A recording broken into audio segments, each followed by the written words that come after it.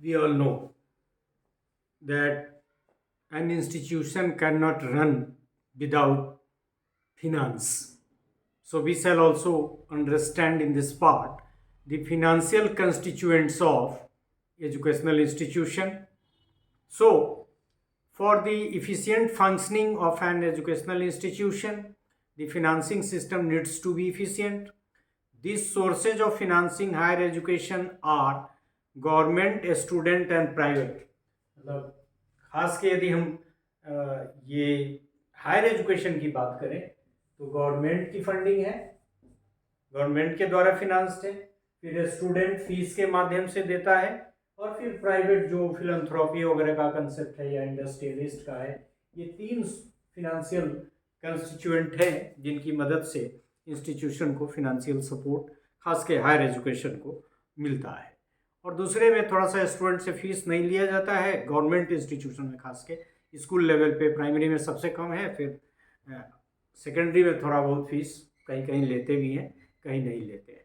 और private donor, लेकिन private donor school level पे कम ही डोनेट करते हैं। जनरल हायर एजुकेशन में चूँकि वहाँ गवर्नमेंट का फिनेंशियल सपोर्ट कंपैरेटिवली कम है परसेंटेज में, तो वो लोग वहाँ करते हैं। Educational finance was very centralised till 1870। मतलब ये तो इकोनॉमिक्स ऑफ एजुकेशन का कंसेप्ट और एजुकेशनल फिनांस का कंसेप्ट बहुत पुराना नहीं है। सुल्ज वगैरह के आने से इसमें और ज़्यादा काम हुआ, और माना यह जाता है कि ये फिनांस का जो कंसेप्ट था, मतलब जो फंडिंग का कंसेप्ट था, वो बहुत सेंट्रलाइज था टिल 1870। यदि हम भारत की बात करें तो ऑब्वियस है उस समय हम लोग गुलाम थे। The process of decentralization began in 1871 and continued till 1921। ये सब भारत की यदि बात करें तो उसी समय की घटना है जब हम प्रतंत्र थे, स्वतंत्र नहीं थे। When diarchy was introduced under Morley Minto reforms, ये बहुत बड़ा रिफॉर्म्स है एजुकेशन के क्रम में, तो उस मतलब मॉडले मिंटो रिफॉर्म्स के माध्यम से फिनेंशियल जो सेंट्रलाइज व्यवस्था थी उसको डिसेंट्रलाइज करने की बात की गई। Due to the reform education become a provincial subject until 1937। अभी हमने क्लास में भी कुछ दिन पहले आपको कहा है कि एक पेपर है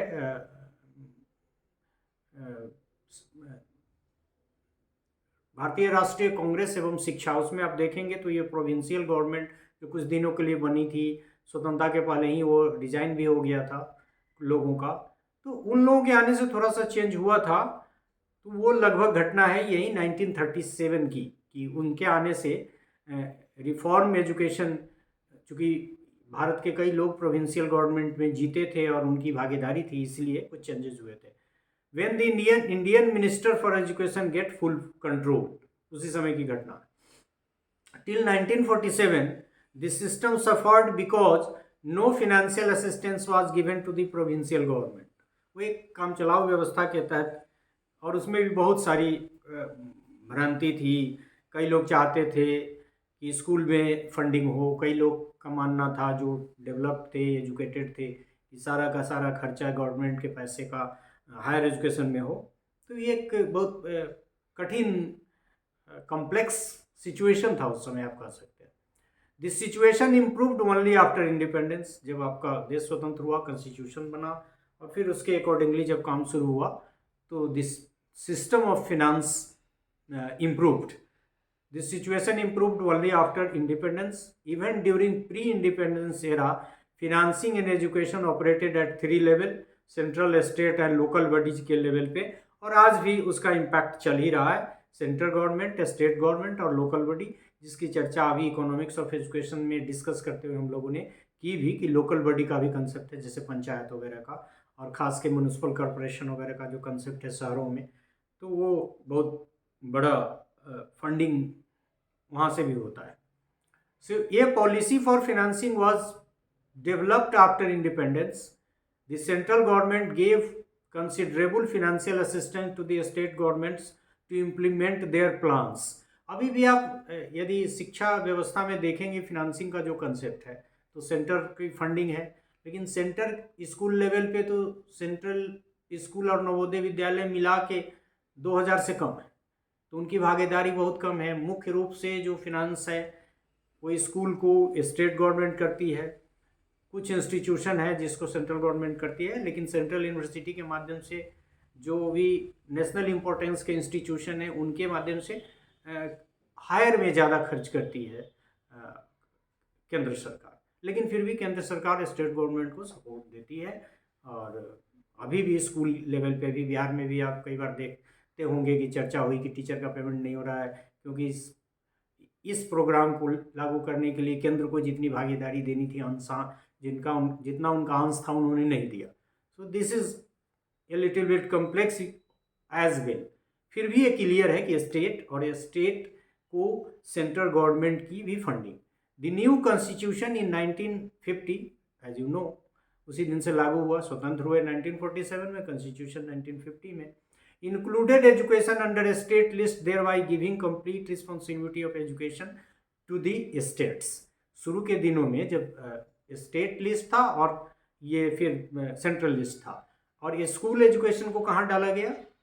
स्टेट लिस्ट में। इवन इन स्टेट यूनिवर्सिटीज़ भी स्टेट लिस्ट में। लेकिन एक परिवर्तन हुआ 1976 में, जिसको हम लोग मिनी कॉन्स्टिट्यूशन भी कहते हैं, 42nd constitutional amendment. However, in 1976, this 42nd constitutional amendment put education in the concurrent list। concurrent list का मतलब है कि केंद्र और राज्य दोनों का together। Only governmental resources are not enough due to increasing demand of education and the need for resource mobilization increased, especially in higher education।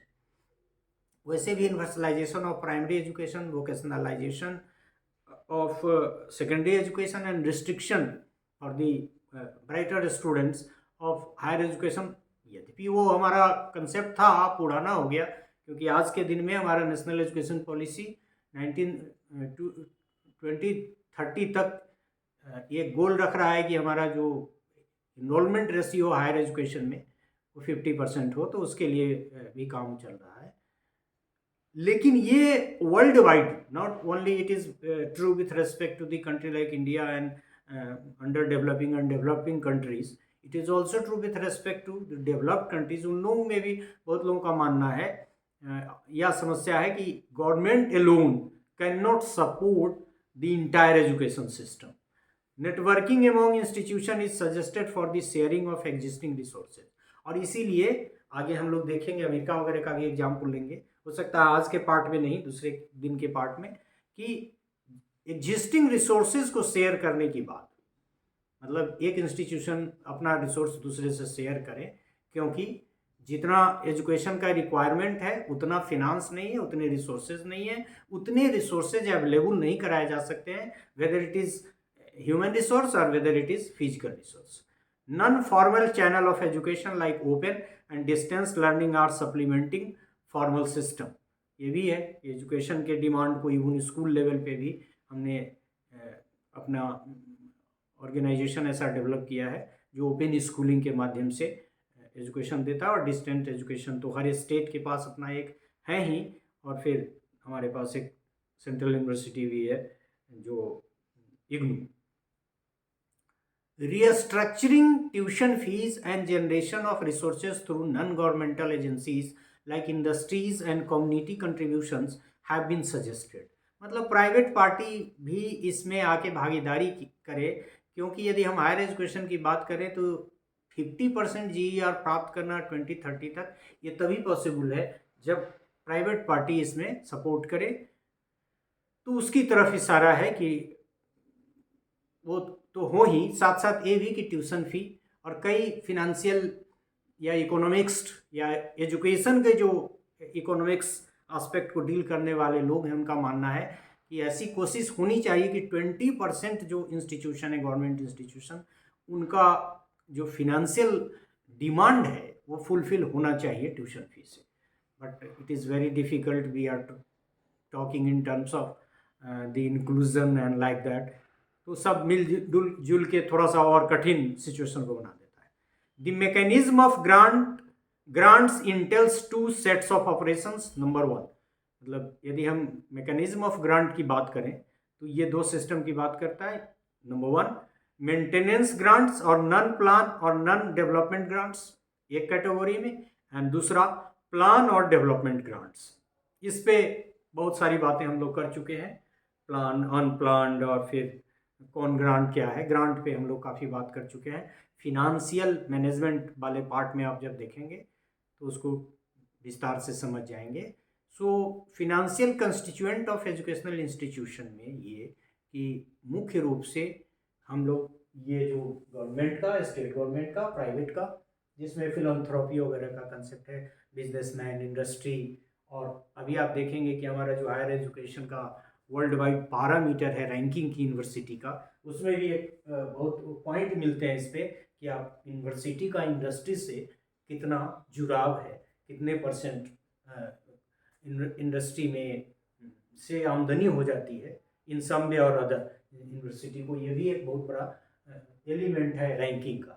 तो इस तरह से फिनेंशियल कंस्टिट्यूएंट में आप मुख्य रूप से ये कि गवर्नमेंट का, स्टेट गवर्नमेंट का, सेंट्रल गवर्नमेंट का, ट्यूशन फी का, और फिलंथ्रॉपी जो कम्युनिटी सपोर्ट है उसको लेने का, और यही सब फिनेंशियल कंस्टिट्यूएंट है। अभी हाल के दिनों तक आप देखेंगे स्कूल वगैरह जितने भी हमारे बने हैं, ज़मीन हमारे समाज के लोगों ने दिया, और फिर जो उसके इंफ्रास्ट्रक्चर बनाने के बांस बल्ला से लेके और भी बहुत सारी तरह की चीज़ों को कम्युनिटी ने दिया। अब थोड़ा सा उधर लोगों का मानना है कि नहीं, government is sole responsible for the same, and that is why there is some financial constraint as well. So thank you for this part, that is financial constituent of educational management, जिसमें हमने बहुत सारी बातें